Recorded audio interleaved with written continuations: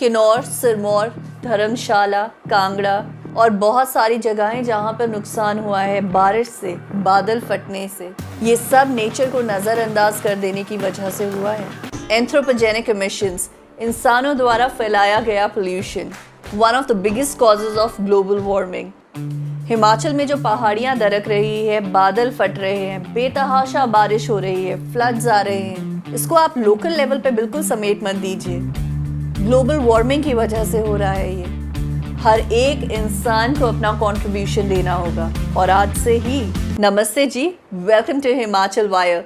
Subscribe कर लीजिए इस चैनल को, बेल आइकन एक घंटी बनी हुई है उसको भी प्रेस कर दीजिएगा। सब्सक्राइब करेंगे, बेल आइकन प्रेस करेंगे तो लेटेस्ट वीडियोस जब भी अपलोड होंगी आपको नोटिफिकेशन आ जाएगी। दिमाग की बात होती है इस चैनल पे, सब्सक्राइब करना तो बनता है। हिमाचल में इस बार बरसातें क्या आई, बहुत सारी सड़कें, पहाड़ियाँ और कई जिंदगियाँ भी बह गई। खैर ये सिर्फ इस बार की बात नहीं है, हो तो बहुत सालों से रहा है, लेकिन इस बार ये भयानक रूप से सामने आया है। किन्नौर में, सिरमौर में, मकलोडगंज में, कांगड़ा में और भी बहुत सारी जगहों पर बहुत नुकसान हुआ है।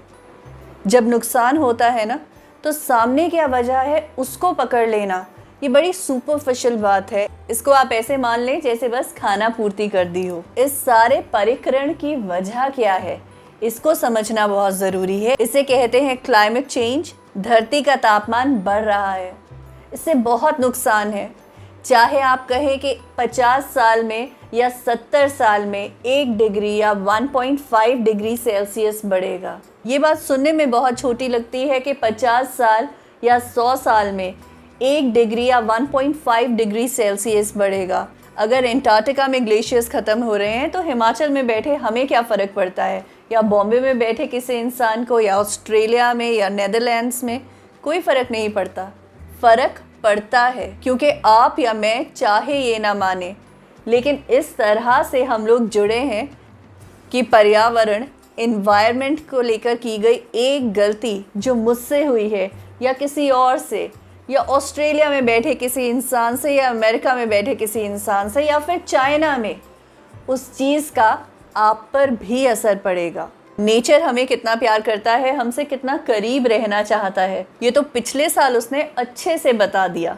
बस चंद महीने ही हम लोग अपने घरों में रहे थे, वो नदियाँ एकदम साफ़ हो गई जिनको साफ़ करने के लिए सालों से पैसे और दिमाग दोनों खर्च हो रहे थे, लेकिन नतीजा कुछ नहीं निकल रहा था। नेचर ने ये बताया कि बस तुम लोग मुझसे दूर रहो, मैं बिल्कुल ठीक हूँ, ठीक हो जाऊँगा, जो तुमने नुकसान पहुँचाया है उसे भी ठीक कर दूँगा, बस तुम मुझसे दूर रहो। आज कुछ फैक्ट्स एंड फिगर्स पे भी बात करेंगे। Intergovernmental panel for climate change IPCC हमेशा की तरह विकास के नाम पर मूर्खता, बेवकूफ़ी के खिलाफ चेतावनी दे रहा है। सुनिएगा, इस कमेटी की पहली रिपोर्ट 1990 में आई थी, 5वीं रिपोर्ट आ चुकी है और 6ठी आने वाली है। मैं आपको पहली और 5वीं के बारे में बताऊंगी, कंपेयर करेंगे उसे। 1990 में ही इंसानों को इन्होंने चेतावनी दे दी थी, संभल जाओ, सुधर जाओ। ग्रीन हाउस गैसेस बढ़ रही थी जिसकी वजह से 0.3 डिग्रीज से 0.6 डिग्री सेल्सियस टेम्परेचर पिछले 100 सालों में बढ़ गया था। सुनने में तो बहुत छोटा लगता है, 0.3%, 0.6%, लेकिन इसका बुरा असर हर रोज़ आपकी ज़िंदगियों में आप तक पहुंचता है। उस वक्त IPCC का ये मानना था कि इंसान ने विकास के नाम पर अगर तबाही मचाना बंद नहीं किया तो ये प्रकृति उसे तबाह कर देगी। 1990 में उनके सर्वे के हिसाब से कुछ बदलाव होने चाहिए थे 2025 तक। अगर ये बदलाव किए जाते तो 2025 तक 2 डिग्री सेल्सियस में बढ़ोतरी होती और 2021 तक 4 डिग्री सेल्सियस में। ये बहुत ज़्यादा है। अगर बदलाव नहीं किए गए तो हीट वेव, गर्म तरंगों में बढ़ोतरी होगी। बहुत सारी प्रजातियां, स्पीशीज नष्ट हो जाएंगी, ख़त्म हो जाएंगी।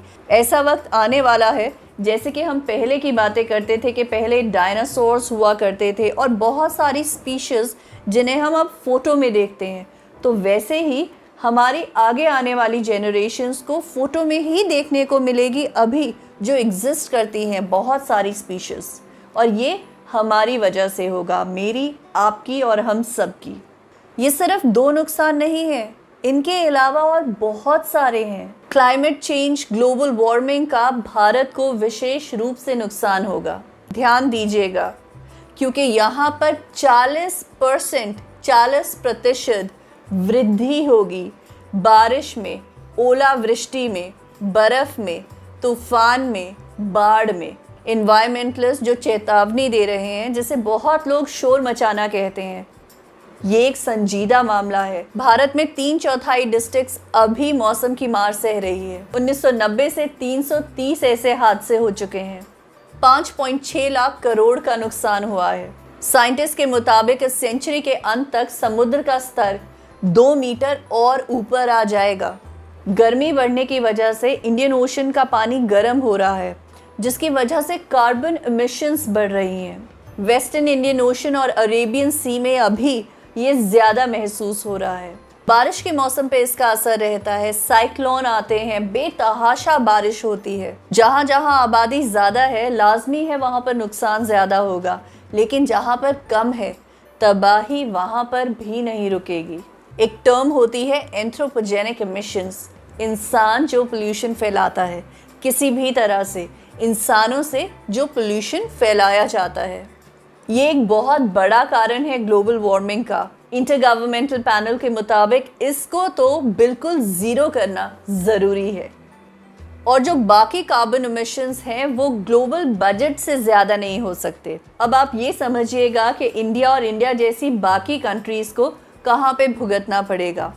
यूएसए और चाइना 2 ऐसी कंट्रीज़ हैं जिन्होंने major part of carbon emission budget exhaust कर दिया है। ये ऐसे होता है कि कंट्री स्पेसिफिक अलॉटेड नहीं होता, सभी को एक अम्ब्रेला बजट मिलता है, उसमें से थोड़ा थोड़ा इस्तेमाल करना होता है। अब कौन ज़्यादा कर ले और कौन कम करे वो डिपेंड करता है, पर पहले कोई ज़्यादा कर लेगा तो बाकी जो कंट्रीज़ हैं उनके लिए स्ट्रगल बढ़ जाती है।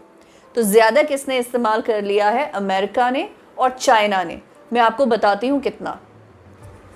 चाइना 2060 तक 87% ऑफ द ग्लोबल बजट अकेले एग्जॉस्ट कर देगा और यूएस, अमेरिका अकेले 26% इस टोटल बजट का खा जाएगा। अब आप ये देखिए कि बाकी कंट्रीज़ को कितना स्ट्रगल करने की ज़रूरत है। और ग्लोबल वार्मिंग, क्लाइमेट चेंज एक ऐसी चीज़ है, इसमें हम ये नहीं बोल सकते कि तुमने ज़्यादा बजट एग्जॉस्ट कर लिया इसलिए हम इसमें पार्टिसिपेट नहीं करेंगे, क्योंकि ये ज़िंदगी की दौड़ है। ये ज़िंदगी के लिए एक बहुत बड़ा चेंज है। इसका ब्लेम हम बहुत छोटा नहीं कर सकते कि कोई कंपनी आई थी, उसने अपने वेस्ट को ठीक से डिस्पोज नहीं किया इसलिए ऐसा हो गया। नहीं, ये करेक्शन इंडिविजुअल लेवल पे है, ग्लोबल लेवल पे भी है, लेकिन इंडिविजुअल लेवल से शुरू होती है। स्पेसिफिकली अगर हम हिमाचल की बात करें तो हाइड्रो प्रोजेक्ट्स के नाम पे जो डेवलपमेंट हो रही है, 4 लेनिंग के टाइम पे डेवलपमेंट के नाम पे जितने पेड़ काटे जा रहे हैं, आप इस बात को समझिए कि जो पुराने पेड़ आप काट रहे हैं वो 50 साल, 100 साल, 150 साल, 200 साल पुराने हैं। उनकी रूट्स ने, जड़ों ने उस ज़मीन को पकड़ा हुआ है, उस मिट्टी को पकड़ा हुआ है। कार्बन एमिशंस कम कर रहे हैं वो ज़मीन के अंदर अपनी रूट से बैलेंस बनाए हुए हैं।